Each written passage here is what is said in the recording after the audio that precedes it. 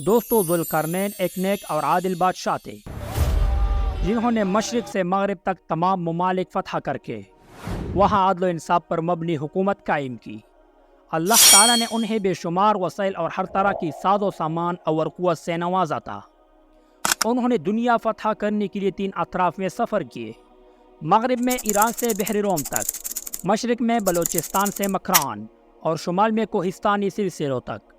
قدیم روایات میں ذوالقرنین کے بارے میں ایسی معلومات بھی ملتی ہے کہ ابتدائی عمر میں وہ ایک چھوٹی سی مملکت کے شہزادے تھے۔ جب ان کی اپنے ملک میں کچھ ایسے حالات پیدا ہو گئے جس کے بنا پر کچھ لوگ ان کی جان کے درفے ہو گئے تھے، تو وہ کسی نہ کسی طرح وہاں سے بچ نکلنے میں کامیاب ہو گئے اور کچھ غرصہ صحرا میں روب پوش رہے۔ روب پوشی کے اس دور میں ان کے پاس کسی نبی کی تعلیمات پہنچی۔ بہرحال قرآن کریم نے ذوالقرنین کا جو کردار پیش کیا ہے وہ ایک نیک اور صالح بندہ مومن کا ہے۔ دنیا میں ذوالقرنین نام کے کئی لوگ مشہور ہوئے اور ہر زمانے کے ذوالقرنین کا لقب سکندر تھا۔ حضرت عیسیٰ علیہ السلام کی پیدائش کے تقریباً 300 سال پہلے ایک بادشاہ سکندر اعظم کے نام سے مشہور تھا، جسے یونانی، رومی اور مقدونی وغیرہ کے لقب سے یاد کیا جاتا ہے۔ اس بادشاہ کا وزیر اور استاذ ارسطو تھا۔ سکندر اعظم 20 سال کی عمر میں مقدونیہ کا بادشاہ بنا۔ 30 سال کی عمر میں مقدونیہ سے نکلا اور پوری یونان کو فتح کرتا ہوا ترکیہ میں داخل ہوا۔ پھر ایران میں دارا کو شکست دے کر شام پہنچا۔ وہاں سے یروشلم اور بابل کو رونتا ہوا مصر جا پہنچا۔ اس کے بعد اس نے سونے کی چڑیا ہندوستان کا رخ کیا اور فورس سے جنگ کی۔ واپسی پر مکران ہوتا ہوا اپنے وطن مقدونیہ کے جانب روانہ ہوا، لیکن راستے میں اسے ملک الموت نے احاطہ پوچھا۔ یوں وہ تو صرف 33 سال کی عمر پا کر بہت نصر کے محل میں انتقال کر گئے۔ سکندر اعظم نے 10 برس گھوڑے کے پیٹ پر گزارے اور 70 لاکھ مربع میل کا علاقہ فتح کیا۔ سکندر کے نام سے دنیا میں معروف ہونے والے آخری شخص یہی تھا، کیونکہ اس کے شجاعت اور بہادری کے قصے پوری دنیا میں مشہور تھے۔ چنانچہ بعض مفسرین نے اسے بھی ذوالقرنین کہنا شروع کر دیا تھا، جبکہ یہ شخص آتش پرست اور مشرک تھا۔ تاہم قرآن مجید میں جس ذوالقرنین کا ذکر ہے اس کے مومن اور صالح ہونے پر سب کا اتفاق ہے۔ سورہ کہف میں اللہ تعالیٰ ارشاد فرماتا ہے کہ ہم نے اسے زمین پر تمکن عطا کیا اور اسے ہر طرح کے اسباب اور وسائل مہیا کیے تھے، تو اس نے ایک مہم کا سر و سامان کیا۔ ذوالقرنین نے اللہ تعالیٰ کی ہدایت کے مطابق اپنے لشکر کشی کا آغاز مغربی علاقوں سے کیا اور مختلف ممالک فتح کرتا ہوا بحیرہ روم کے ساحل تک جا پہنچا، چونکہ اس زمانے میں دنیا کے حدود کا علم لوگوں کو نہیں تھا۔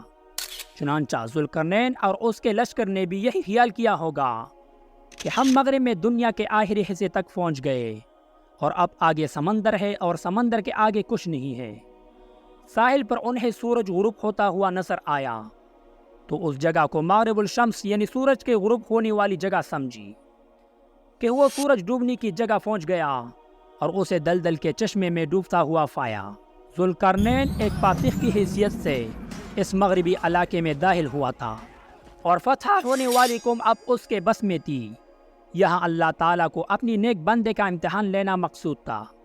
چنانچہ فرما دیا کہ فتح ہونے والی یہ قوم اب تیری آگے بے بس ہے، تو چاہے تو ان سب کو قتل کر دے اور چاہے تو ان کے ساتھ حسن سلوک کا معاملہ کر۔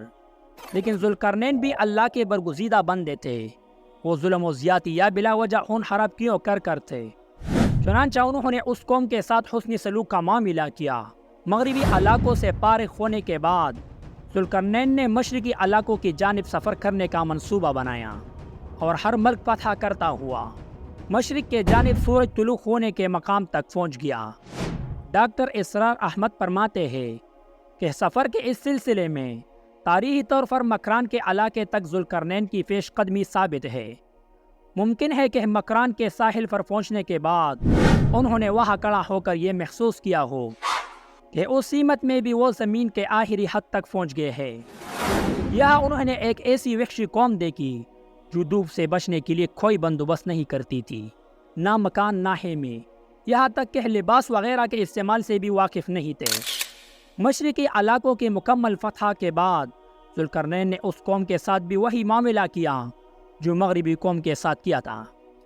ذوالقرنین نے مغرب کے اخیر کو پہنچنے والے علاقے اور مشرق کے اخیر تک پہنچنے والے علاقوں کو فتح کرنے کے بعد ایک اور جانب سفر کا ارادہ کیا۔ مفسرین لکھتے ہیں کہ یہ سفر شمال کے کوہستانی سلسلوں کے جانب تھا، یہاں تک کہ وہ 2 پہاڑی سلسلوں تک جا پہنچا، جس کی مشرق میں بحریہ کسپین تھا اور دوسری طرف مغرب میں بحریہ اسود۔ ان دونوں سمندر کے ساحلوں کے ساتھ ساتھ 2 پہاڑی سلسلے چلتے ہیں، اور اسی پہاڑی سلسلے کے درمیان راستے سے یاجوج ماجوج اس علاقے پر حملہ آور ہوتے تھے۔ وہاں کے رہائش لوگ ذوالقرنین کے زبان سمجھنے سے قاصر تھے، اور اسی طرح ذوالقرنین اور اس کا لشکر بھی ان لوگوں کی زبان سے ناآشنا تھا۔ یہاں کے رہنے والے یاجوج ماجوج کے وحشیانی طرز عمل سے بہت زیادہ جانی نقصان اٹھا چکے تھے، اور ہر وقت ڈر اور خوف کے عالم میں رہتے۔ چنانچہ ان لوگوں نے ذوالقرنین اور اس کے لشکر کے وہاں پہنچنے کو ایک موقع غنیمت جان کر کسی نہ کسی طرح اپنا مدعا بیان کیا اور یاجوج ماجوج ظلم و ستم سے نجات دلانے کی فریاد کی۔ صحیح بخاری کے مطابق نسل انسانی میں یاجوج ماجوج 2 وحشی قومی ہیں، ان کے تعداد دوسری انسانی نسلوں کے مقابلے میں زیادہ ہو گئی، اور انہی سے جہنم کو زیادہ بھرا جائے گا۔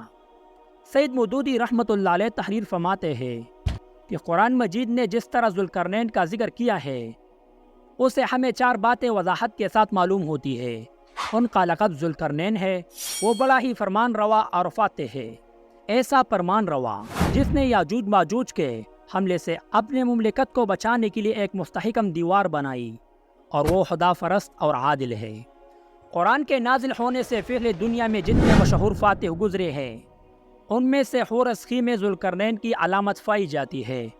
تاریخ بیان کے لیے صرف اتنا ذکر کافی ہے کہ حورس ایک ایرانی فرمان روا ہے، جس کا عروج 549 BC کی قریب کے زمانے میں ہوا تھا، جس کا ذکر ہم پھر کبھی کسی اور ویڈیو میں کریں گے انشاءاللہ۔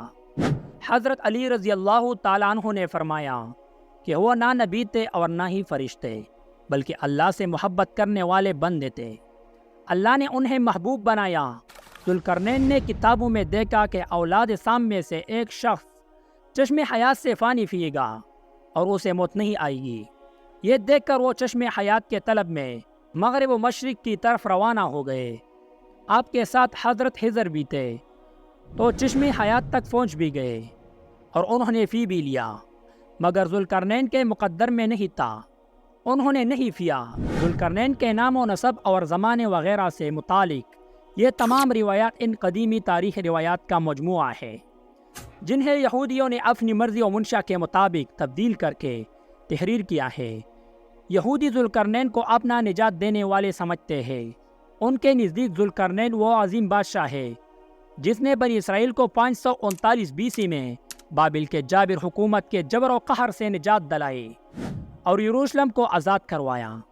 اگر ذوالقرنین کا حسب و نسب نام زمانہ جاننا امت کے لیے ضرور ہوتا تو اللہ تعالیٰ ہمیں ضرور بتا دیتے، لیکن اللہ تعالیٰ نے سورہ کہف کی شروع میں ہی فرما دیا کہ خامخواہ غیر ضرور باتوں کو کونچ لگانے سے پرہیز کرو اور اس پر بحث مباحثہ بھی نہ کرو۔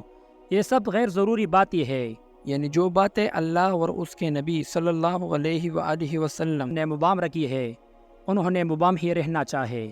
اس حوالے سے دنیا کی کتابوں میں جو تفصیلات موجود ہے وہ سب تاریخی روایات کا مجموعہ ہے، جو ایک کہانی سے زیادہ حیثیت نہیں رکھتی ہے۔